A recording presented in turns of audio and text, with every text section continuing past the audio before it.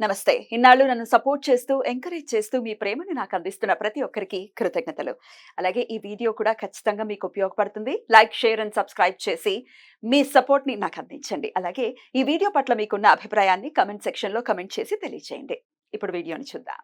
జ్యోతిష్య శాస్త్రం ఒక అద్భుతం. వేదాంగమైన జ్యోతిష్య శాస్త్రం అనేటువంటిది మానవ జీవన గమనానికి ఒక వరం. జ్యోతిష్య శాస్త్రం నీ జీవితంలో వెలుగునింపే ఒక భాష.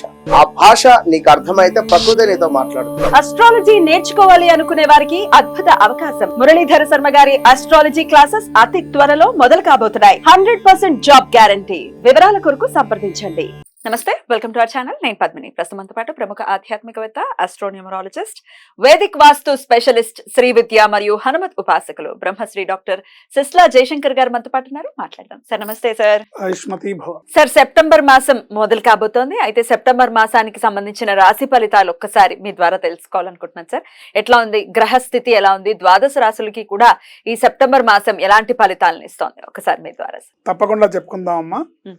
ఈ సెప్టెంబర్ మాసంలో గ్రహ సంచారం గోచారంలో వృషభంలో గురువు, మిథునంలో కుజుడు, చతుర్థ స్థానమైన కర్కాటకంలో బుధుడు వక్రించున్నాడు, సింహంలో రవి, కన్యలో శుక్రకేతువులు, ఏకాదశ స్థానమైన కుంభంలో శనేశ్వరుడు, ద్వాదశ స్థానమైన మీనంలో రాహు. ఆ రాహు మేషరాశి వారికి వ్యయంలో ఉన్నాడు. ఇది ఈ నెల గ్రహ సంచారం. Right sir. సో ఎట్లాంటి ఫలితాలు ఇస్తుంది భాద్రపద మాసం? అందున అది భాద్రపద మాసంలో అత్యంత వైభవంగా మహళాయి పక్షాలు వస్తాయి. అలాగే వినాయక చవితి మనకు తెలిసిందే. సో నెల నెల కూడా చాలా చాలా అద్భుతమైనటువంటి మాసం అని చెప్పుకోవచ్చు. మరి చెప్పండి సార్, మేషరాశి వారికి.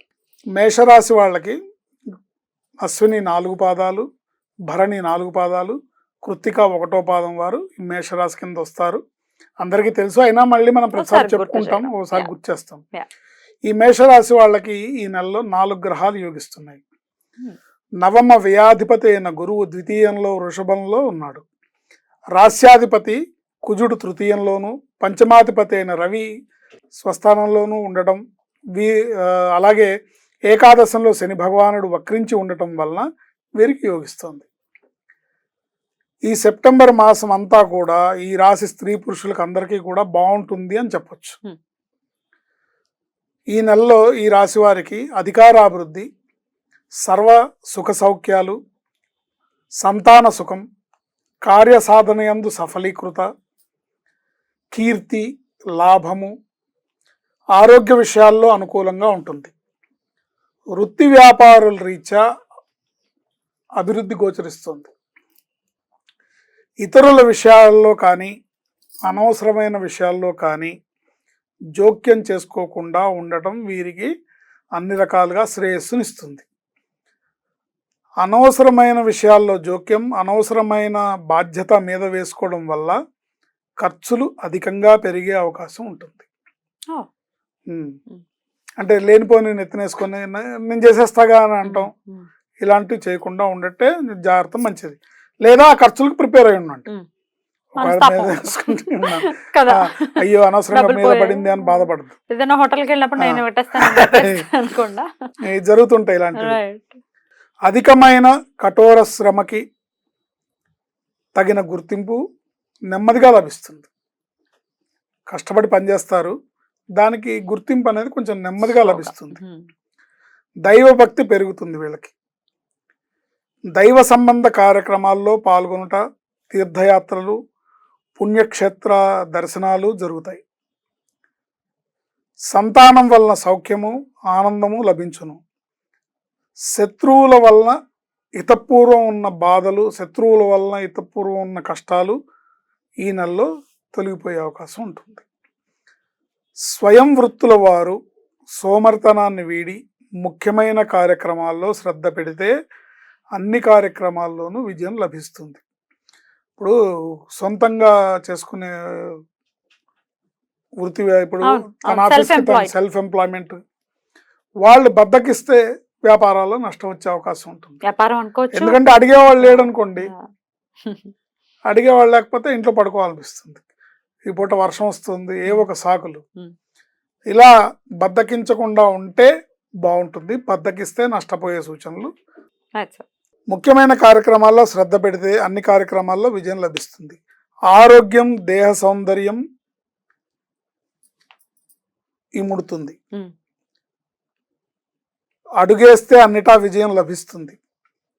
ఈ నెల 17వ తారీఖు వరకు సుమంలో ఉన్న రవి ఉమ్. కన్యలో ప్రవేశిస్తున్నాడు. అందువలన ఉమ్. ఏ వ్యక్తి మేషరాశి వ్యక్తి ఉంటాడో వాళ్ళ తల్లిదండ్రుల ఆరోగ్య విషయంలో, జాగ్రత్త. వాళ్ళ పిల్లల ఆరోగ్య విషయం ఉమ్. జాగ్రత్త వహించాలి. ఉమ్. అప్రమత్తలో ఉండాలి, ఉమ్. కేర్ తీసుకోవాలి. Right sir. లేనట్టయితే వాళ్ళకి అనారోగ్య సూచనలు, తద్వారా వీళ్ళకి దాని తాలూకా ఎఫెక్ట్, ఇబ్బందులు పడే అవకాశం ఉంటుంది. Right sir.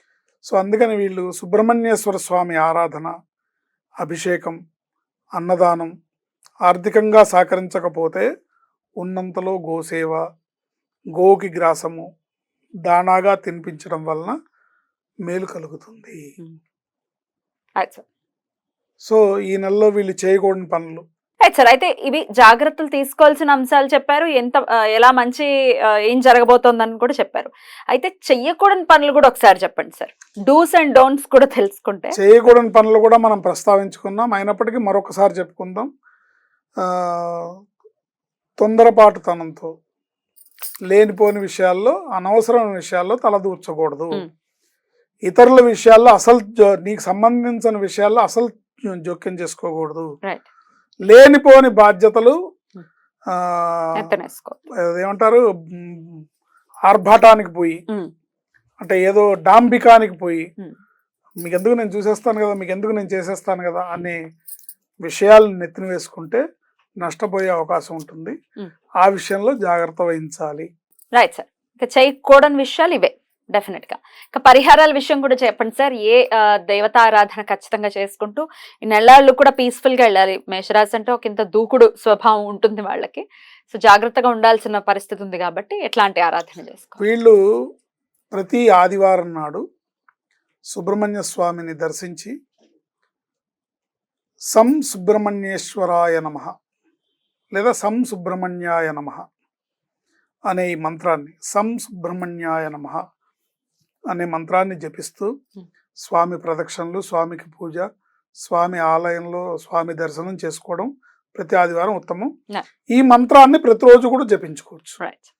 తద్వారా వాళ్ళకి ఈ మాసంలో ఉన్న శుభాశుభం మిశ్రమ ఫలితాలన్నీ కూడా శుభ ఫలితాలుగా మారి అన్ని అనుకూలమైన పరిస్థితులు ఏర్పడతాయి. Beautiful sir. చాలా అద్భుతంగా వివరించారు, జాగ్రత్తలు చెప్పారు, చేయకూడని విషయాలు కూడా చెప్పారు. కాబట్టి ఇవన్నీ కూడా మనసులో పెట్టుకుని ఒక ఇండికేషన్ ఇది. డెఫినెట్ గా దీన్ని అనుసరించి ఒక ప్రశాంతవంతమైన మాసంగా మేషరాశి వారికి ఈ నెల వెళ్ళాలని మనస్ఫూర్తిగా కోరుకుంటూ ఇక నెక్స్ట్ ఎపిసోడ్ లో వృషభ రాశి గురించి మాట్లాడుకుందాం. Thank you sir. నమస్తే. ఆయుష్మతి భవ.